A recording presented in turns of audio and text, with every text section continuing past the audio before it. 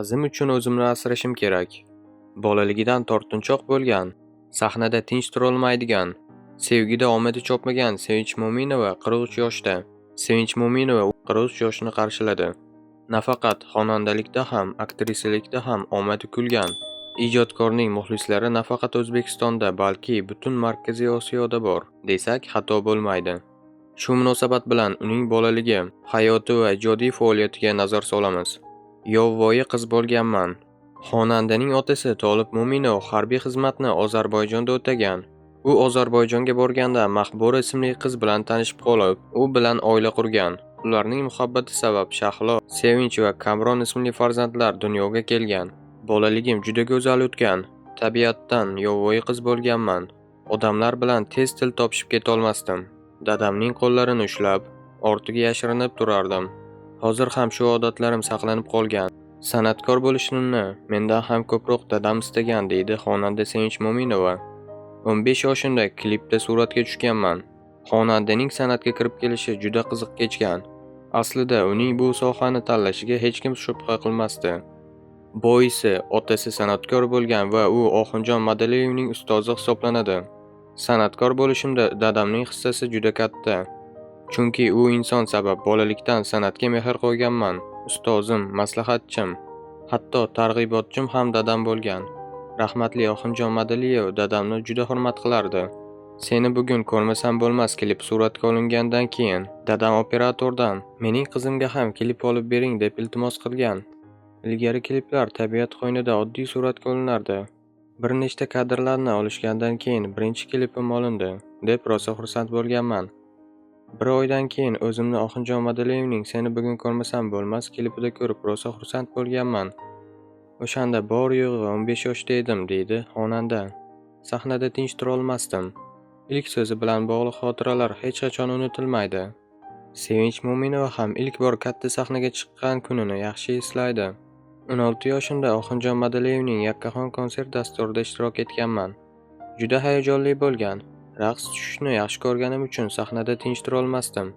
Bu harakatlarim ko'plab tanqidlarga uchragan bo'lsa-da, odamlar shu jihatim bilan meni yaxshi ko'rishadi deb o'ylayman. Ammo hozir avvalgidek raqsga tusha olmayman. Ilgari sahna chetida turib bo'lsa-da, raqsga tushaverardim. Hozir qizim uchun o'zimni asrashim kerak deyman. Balki bu yoshimning ulg'aygani bilan bog'liqdir, deydi xonanda. Jamila G'ofurova Sevinchning o'rnida bo'lishni istagan.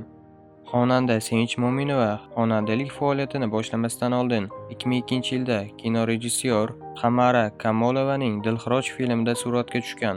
Aktrisa Jamila G'ofurova Sevinchga raqobatchi bo'lgan va bu rolni ijro etishgani haqida so'zlab bergan. 16 yoshimda Dilxiroj deb nomlangan filmda Alisher Hamroyev, Sevinch Mo'minovalar bilan birga suratga tushganman. O'shanda to'lachaligim uchun bosh rolga olishmagan. Dilxiroj filmida kasting ham bo'lmagan. Siz qaysi rolga keldingiz? Deyishganida men bosh rolga keldim. Bosh rolni o'ynayman deganman. O'shanda rejissyor Jamila agar bosh rolni o'ynamoqchi bo'lsangiz, ozishingizga to'g'ri keladi. Siz ozgina to'lachasiz degan edi. Haqiqatdan ham to'lacha qiz edim. Bosh rolga ham to'g'ri kelmas edim. Biroq kim o'zini men to'laman, bosh rolga ham to'g'ri kelmayman deb aytadi, deydi aktrisa Jamila G'ofurova. Filmni suratga olish jarayonlari naqd 40 kun Surxondaryo viloyatida bo'lib o'tgan. Ota-onasidan hech qachon ayro yashamagan Sevinch suratga olish maydonchasida ham ular bilan bo'lishni istagan. Sevinch Mo'minovaning qiyofadoshi. Xonanda Sevinch Mo'minovaning o'ziga o'xshash Shahlo ismli opasi bor. Singillarning orasida 1 yosh farq bor. Instagram kuzatuvchilari xonandaning qizi Leylani Shahlo xolasiga o'xshatishadi. Shahlo opam bilan deyarli tengdoshdek ulg'ayganmiz. Tashqi ko'rinishimiz o'xshash bo'lgani uchun ilgari bizni egizak deb o'ylashardi. Shahlo Angliyada tahsil olgan, tarjimon va iqtisodchilik mutaxassisliklarini egallagan. Hozirda farzandlari tarbiyasi bilan band, deydi xonanda Sevinch Mo'minova. Sevinch YouTube'da qancha daromad oladi? Xonanda internet qirolichasi deya ta'riflanishi bejiz emas. Chunki u qidiruvlar tizimida eng ko'p izlanadigan o'zbek xonandalaridan biri hisoblanadi. Bundan tashqari, Ne bo'ldi qo'shig'i ham 83 million marta tomosha qilingan. Mazkur qo'shiq Baxt uchun million filmiga soundtrek sifatida ijro etilgan. Aslida u plagiat qo'shiq bo'lib, Sevinchdan avval uni hind, turk va grek xonandalari ham ijro etishgan. Qo'shiq matni esa shoira Gulbahor Mo'minova qalamiga mansub. YouTube'dan topadigan daromadimiz u qadar yuqori emas, oyiga $1000 dan pul keladi, deydi xonandaning otasi Tolib Mo'minov. Dars ketgan munosabatlar, Sharof Muqimov bilan Sevinchning turmushi. 2010-yilda yulduzlar juftligining to'yi katta shov-shuvlarga sabab bo'lgandi. Hatto Sharof Muqimov va Sevinch Mo'minovaning nikoh oqshomining videodisklari sotuvga ham chiqarilgandi. Sharof avvalgi intervyularda bo'laveradi deb, uylanmaslik kerak ekan debdi. U emas, aslida men mayli bo'laveradi deb turmushga chiqqandim-ku. To'yni to'xtatmoqchi bo'lganim esdan chiqib qolibdimi? Unashtirilgandek to'yimiz aniq edi. Lekin bir kunda bir marta xabar olib qo'ng'iroq qilmasdi. Men bilan qiziqmasdi, sevmasligini, mehri yo'qligi o'sha vaqtdan sezardim. Chaqirib to'yni to'xtatmoqchiligimni aytganimda, ham menga emas, senga har xil gaplar keladi degandi. Farqi yo'q dedim. Endi baxtimni topganimda meni tashlab ketma, deb yig'ladi. Sodda bo'lib o'sha ko'z yoshlariga ishonibman. Lekin bari soxta ekan, deydi xonanda. Bir oylik kelinchakligimda ham qattiq do'pposlagan. Sevinch yangi kelinlik paytida Sharof uni qattiq kaltaklagani haqida ham gapirdi. Qaynonam boshida meni yoqtirardi. Yaxshiyam vodiydan kelin qilgan ekanmiz. Qo'l oyog'i chaqqon, shirin so'z ekan, deb onamga qo'ng'iroq qilib rahmat ham aytgan. Bilmayman, qanday qilib meni yomon ko'rib qoldi. Oilada qanday gap so'z bo'lsa ham umuman gap qaytarmaganman. Chunki onam meni shunday tarbiyalagan. Bir marta gap qaytarganman.